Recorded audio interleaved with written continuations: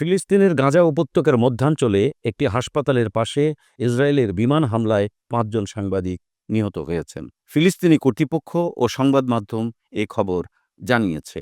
এই ৫ সাংবাদিক ফিলিস্তিনের আল কুদস টুডে চ্যানেলে কাজ করতেন। নুসেইরাত শরণার্থী শিবিরের কাছে অবস্থিত আল আওদা হাসপাতালে এক অনুষ্ঠানের খবর সংগ্রহে গিয়েছিলেন তারা। এ সময় তাদের সম্প্রচার গাড়ি লক্ষ্য করে বিমান হামলা চালায় ইসরায়েলি বাহিনী। বৃহস্পতিবার সকালে আল জাজিরার সংবাদদাতা আনাস আল শরীফ এই তথ্য জানান। হামলার সময়ের একটি ভিডিও ফুটেজে দেখা গেছে ৫ সাংবাদিককে বহনকারী গাড়িটিতে আগুন জ্বলছে। সাদা রঙের গাড়িতে লাল হরফে বড় করে প্রেস লেখা। নিহত সাংবাদিকেরা হলেন ফাদি হাউউনা, ইব্রাহিম আল শেখ আলী, মোহাম্মদ আল লাদা, ফয়সাল আবু আল কুমসাদ ও আয়মান আল জাদি। আল জাজিরার আনাস আল শরীফ জানান, নিহত আয়মান আল জাদির স্ত্রী আল আওদা হাসপাতালে তার প্রথম সন্তানের জন্ম দিয়েছেন। তিনি স্ত্রী সন্তানের জন্য হাসপাতালের সামনে অপেক্ষায় ছিলেন।